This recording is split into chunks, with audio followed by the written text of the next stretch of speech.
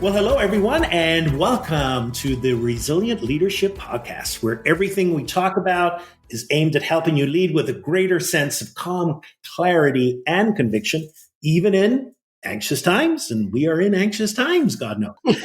And my name is Irvine Nugent, and today, as always, I'm joined by my co-host and collaborator and dear friend, Bridget Tyre. Bridget, how are you today? I'm good, Irvine. Nice to see you. Yeah. And nice to be having this conversation with you today. It's a very interesting topic, one that we have touched on before, but today, boy, do we have some great examples to share with our listeners. So without further ado, Irvine, tell them what's on tap. You know, there's always trends in leadership. There are kind of topics that rise to the top and it becomes their moment and spotlight. And one topic that I have noticed time and time again coming to the surface is empathy and the need for empathy. And I remember even a few years ago, I was part of a training that was about empathy and police forces. You know, and it was like, so everyone needs empathy. And, you know, you go to the internet now and there's thousands of articles about how important empathy is for leadership. And there's books there, The Empathetic Leader. And, you know, it's a given, you know, like it's like criticizing apple pie, you know, it's empathy and leadership. It's like, dog, right. Of course. And today we want to look at that and maybe shine a different or look for it with a different lens, that empathy isn't always good. And that empathy sometimes has a dark side, which we call the empathy trap. I want to explore this with you, this nuance that perhaps, you know, we have to be careful that it isn't too much empathy actually isn't a good thing. So I'm just curious, Bridget, have you seen this trend in leadership of this connection of how leaders have to be empathetic if they're going to be impactful? Oh, no doubt. I mean, it's a fairly recent trend. I mean, it's been going on for a few years, but it wasn't always this way, right? So I like how you said, you know, there's this time when like a certain leadership topic will be the topic du jour for a while, right? Yeah. And you know you're onto something when somebody writes a counter narrative, as Paul Bloom did. Yes. Who wrote Against Empathy. Yes. And he got hate mail. Oh, yeah. Totally. Savage. Yeah. Savage he was. Yes. It's about how empathy can get in our way. We here at the Resilient Leadership Podcast know that empathy is an important, essential element of good leadership. And yet it has a shadow side. Yeah. And so, Irvine, why don't you share with our listeners what that shadow side is? Yeah, it's such a great point. So we have referred time and time again to a man called Ed Friedman. And of course, Ed Friedman was one of the first people to take up the work of Mary Barra and to reflect upon its aspect as shown in leadership. He had this radical idea back in the 60s, you know, of the fallacy. He called it the fallacy of empathy. And he really was one of the first people, long before it became the du jour, you know, kind of like empathy, of really calling empathy into question. He was suspicious of it. And he said, it just, you know, for it to be the be end and end all of leadership, it caused controversy back then. And you've just mentioned Paul Bloom. He recently wrote a book called Against Empathy. And, you know, it's kind of like, oh, my God, how can you be against empathy? And, of course, the book is more nuanced than that. He's not saying that empathy, you know, I'm not totally against empathy, but he's really about trying to get at what we are as well, that there is a dark side here. Empathy isn't all good at times. And so, first of all, let's just clear this up. First of all, there is a natural goodness about empathy. Empathy is this ability to feel, to understand the emotions of others and to sense those feelings and emotions, even when, you know, they're not being explicitly conveyed. And why is that important? It's important because, you know, it builds up trust. It builds connection. There's bonding, shared care. I care about you. I feel, you know, what you're going through. You can think about relationships need empathy. If we didn't have empathy, marriages wouldn't last very long. Friendships, you know, wouldn't last very long. And leadership is built upon trust as well. So there's an element of empathy that helps people be seen and be heard. And it's a powerful human need. That's a given. And that's not what we're talking about. What we're talking about is sometimes empathy can be so strong, so felt, that it interferes with our ability to think clearly, to think objectively about perhaps an employee's performance. It can impact our decision making, especially when those decisions can negatively impact others. Mm-hmm. And, one of Paul Bloom, we just talked about it, Paul Bloom says that empathy actually creates biases, because if we begin to feel for a person and we're walking in their shoes and we become overly empathetic with them, we're biased towards them. We lose a little bit of that objectivity. And so therefore we become more susceptible to anxieties and moods. And that, really contributes to burnout because we're carrying it. It's really interesting, Bridget. I am giving someone feedback on their 360, and it's an EQI 360, emotional intelligence 360. And one of the things it measures is empathy. Yeah. And their empathy is out the roof. It's so high.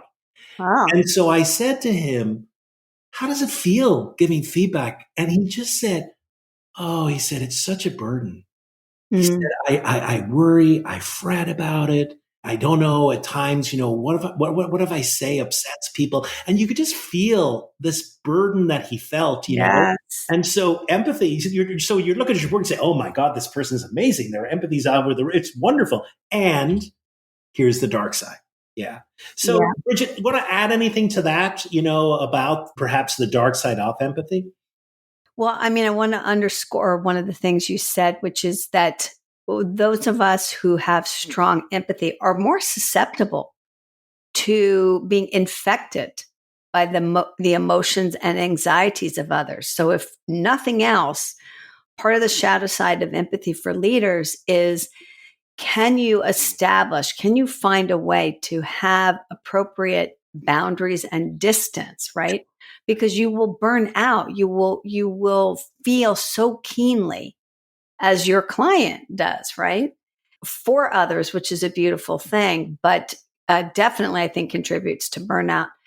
But I think an interesting study that we can share with listeners done by Korn Ferry really helps us understand this in a leadership context, right? So they researched the topic of empathy with 2,000 managers, I think was the number. And they were really looking at a group of executives who were highly engaged and highly effective, contrasting to a group of executives who were not very engaged and not very effective.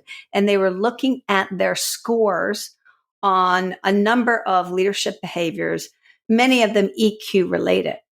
And do you know, Irvine, that the only thing that the two groups had in common was empathy? The low engaged group and the high engaged group, the only commonality they had was they both had high levels of empathy. But here's the difference. In the low engaged group, their empathy, their ability to sense emotions, right, to feel for others, while high, was not accompanied by other balancing EQ skills. And so, yes, they could sense emotions and they could appreciate and understand other people's feelings, but they didn't have great self-regulation. Yeah. They didn't really necessarily have the ability to confront and hold people accountable. Yeah. Maybe their self-awareness was low and they had blind spots. Bottom line is that group, even though they had high empathy, were not particularly effective and tended to leak their emotions and anxieties onto others and weren't rated high in terms of emotional stability. Yeah. So the way they bottom line this research is empathy is an asset only if it is accompanied by other EQ skills that help to balance it. Yeah. That's such a great insight, because I think at times, the common thinking about empathy is that empathy is soft and cuddly, and it's warm and in my warm embrace of empathy. And yet, just even like our last topic was about giving tough feedback. One of the ways we show empathy to a person is to really care about them and offer them at times some tough criticism in the spirit of their growth. We used a story there of Sheryl Sandberg, who gave kind of very direct, but she was very empathetic because she sensed this. So it's this misunderstanding that really good empathy also includes great boundaries and the ability to make tough decisions. Yeah, absolutely. And without that balance, Yeah. right? Then the empathy, as you've so clearly identified, is no longer really an asset; it's a liability. All right, Irvin. So I'm wondering, from the perspective of a great example or a story to tell, what might you share with listeners? So I want to share, first of all, a little bit of that dark side. And of course, now, we can point to leaders and why leaders fail or what happened. And of course, there's a multitude of different reasons. But I just think that there's an example I want to bring up that really points to some of this. And the example is from a man called Adam Neumann, who was the founder of WeWork. And, WeWork places were thriving. They were all over the place, and they really came at the proper time of people wanting to share community. And WeWork was founded 2010. By 2019, like 9 years later, they had 528 locations. I mean, talk about growth. Wow, that's a lot. 29 countries. It was said to have a private valuation of about 47 billion. So on the surface, Darn. this is amazing success. And yet it didn't go public and the company failed. Why? Well, I want to point to a few things that came up in his style of leadership, and really, which I think shows some of the empathy trap. Now, it's really interesting. He self-proclaimed his leadership style as boundary free. Which, we've talked about, that without boundaries, and empathy, etc. So where does boundary free leadership go? I want to, talk about this tension in his leadership that was experienced between personal relationships and professional standards. And it's very often that's where some of these boundaries begin to fade. And so, first of all, his wife, Rebecca, she was the chief brand officer. Even though she had very limited business experience. And he started bringing on board childhood friends into executive positions, giving them really nice compensation packages. Ooh. And of course, needless to say, these are not very experienced people in the roles. Performance issues started to come up. And what Neumann did was he refused to implement accountability. And so there seemed to be like these two tiered standards, one for employees and one for these people. Now, why did he not do that? I don't know if we can get into his mindset, but I think part of that is clearly an inability to confront, an inability to really to give, that tough feedback and over kind of empathizing with these people. So that's the first thing. The second thing was vision. And so kind of this rapid expansion, this inability to hear anything contrary. And one of the things that he would say, he said, well, I have a feeling that this is going to work out, and so I trust my feelings, and instead of here's the hard data, this inability as well to listen to the feelings. And then the final thing was this culture that was built at WeWork, which employees would talk about. And one of the things that they had was they had a thing called Thank God It's Monday, which really it was this pressure, this expectation that you would socialize even beyond hours. And what happened was employees talked about it became really difficult to differentiate between professional work requirements and personal loyalty. And so this personal loyalty became part of this mantra. And so this belief in community and empathy, when people say on the surface, this is great, this is wonderful, what a great culture. Really, it became detrimental. It wasn't balanced. There was no boundaries. Poor decisions were made. I think it's a great example of when empathy goes awry and there's no clear governance, there's no clear structures, there's no clear financial discipline. What happens is that organizations begin to crumble. And this is what happened. WeWork never went public because of this internal strife, and it brought down the company. Wow. Ed Friedman would have loved that example. Yeah. I can almost imagine as soon as he would hear the person's leadership style of boundary-free leadership, Ed Friedman would go, oh boy, yeah, there's a problem. Because of course we've talked about the importance of maintaining our integrity, right? With boundaries. Yeah. And that organizations need boundaries to maintain their integrity. And that's what just stood out to me so much by this story. It's it's not going to work. Yeah. Yeah. And, it's a great example of while initially it may be very successful, in the long term, it's going to come back and bite you. That this sense of this need for regulation, this need for boundaries, this need for empathy to be regulated. Very, very interesting. I remember going to a WeWork space, years ago. And I guess maybe that was in its heyday, and thinking, wow, this is really cool. This is a neat concept, but fascinating. Yeah.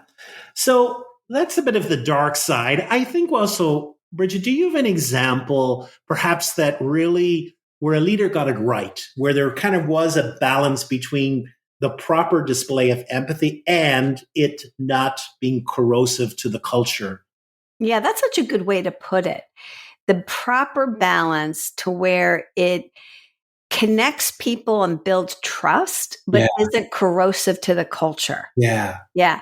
All right. I have such an amazing example that I'm inspired by, and I hope our listeners are too. And so this is Mary Barra. I hope I'm pronouncing it correctly. And she was the CEO of General Motors during a crisis that was quite significant. And so I believe it was 2014, she took over as CEO of General Motors, and she inherited a company that had some deep-rooted cultural issues that had been festering. All right. So there were some fault lines already there. And then within, I think, only weeks of her taking this job, GM was forced to recall 2.6 million vehicles for faulty ignition switches. And here's what would happen. They would just turn off while you're driving. Wow. And then you no longer could control your brakes or your steering. Oof. And there were no airbags. So you can imagine this caused a number of accidents.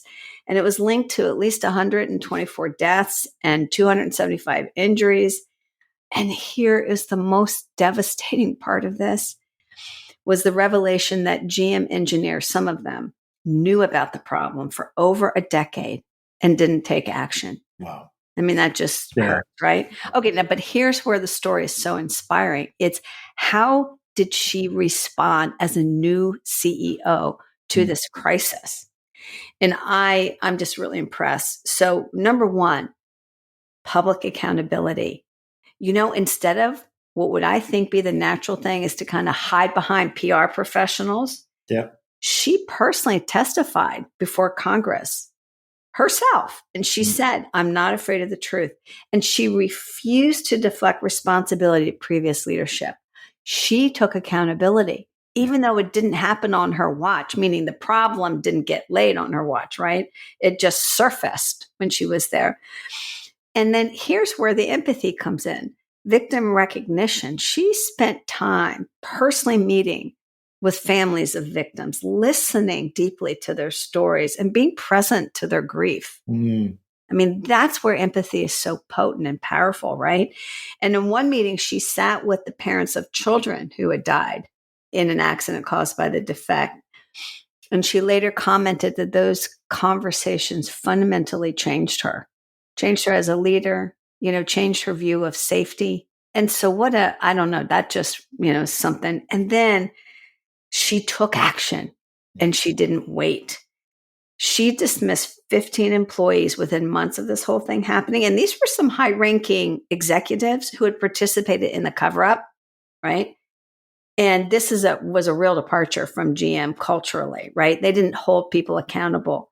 So think about that right there, Irvine. Isn't that such an amazing balance? Love it. That's crazy, I love the action. So sometimes we'll compare empathy and compassion. And one of the things that happens is, the compassion is the feeling, but with the action. Yes. So I'm not going to dwell. I'm not going to stew in this. I'm acting, Yeah. Yeah, that's a really important distinction there, because compassion builds on empathy, but it includes thoughtful action. Yeah. And boy, did she take it. And then there's one other thing that really just impresses me is that they ended up waiving legal protection. So GM agreed to compensate victims, even though many of their claims had technically expired under a bankruptcy protection rule. Back in 2009, when GM did some restructuring, she made the difficult decision to waive that and told stakeholders, yep, this is going to, in the short term, hurt us, but in the long term, it's going to protect our integrity. Yeah. Yeah.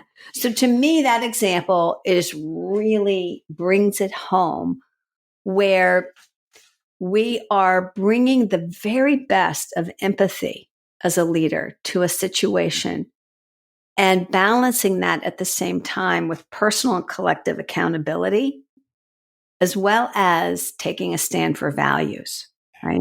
Yeah. Isn't that amazing? Yeah, and it's so clear there because you could see how there would be many situations there which would be empathy traps. It could be so easy to be over empathetic, say to some of the people we need to fire. It would be, over empathetic, and yet, she was this balance of so often empathy prevents us from making objective decisions, and she, had that incredible balance, which is so hard to see at times. Yeah.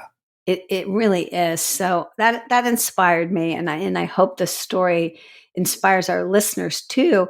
Some of you are probably like Irvine and I, have empathy running through your veins. I mean, Irvine, is that true of you? Would you say? Yeah, it is. I would certainly side on the empathy side. I find it very easy to empathize with people. I can get very emotionally. It's exhausting at times. I can remember in previous work, I had to fire people, and that was I dreaded it. It was just a horrible experience because I begin to really think about the consequences. I'm overly emotionally tied to people, so it's tough. And I think there are people who naturally, and I think that's the struggle for us. There's also a struggle for people who don't come to empathy naturally. That's right. Because their struggle is to people like, well, they don't, do they really care? So in other words, you have to, it's that balance, Yes. I care enough and I'm offering this out of care. And yet I don't care too much that I'm paralyzed. Yeah, because in the example that we just shared, you could imagine somebody who was like, okay, I'm firing these people and I'm holding everybody accountable, but who never met with the victims' families, right? Yeah. And who didn't waive the legal fees and who Correct. didn't really understand and sense the deep grief and loss here. So, when we get it right, it's a beautiful thing. Yeah. To our listeners, if you want to learn more about this, we got a bunch of different resources. We did a podcast earlier on this where you could listen to that and do a deeper dive. We have a chapter on avoiding the empathy trap in the book, Resilient Leadership 2.0, if you want to read more about it. Irvine, as always, I learned something new. Thank you for this conversation today. Likewise. And great conversation. And hopefully we've given some food for thought for people as they explore the world of empathy. And the next time they hear an article or see an article about leadership and empathy, hopefully we've given you a little nuance for you to maybe listen critically or read critically as well. So, Bridget, I look forward to the next episode. And until then, thank you everyone for listening in. Take care, folks.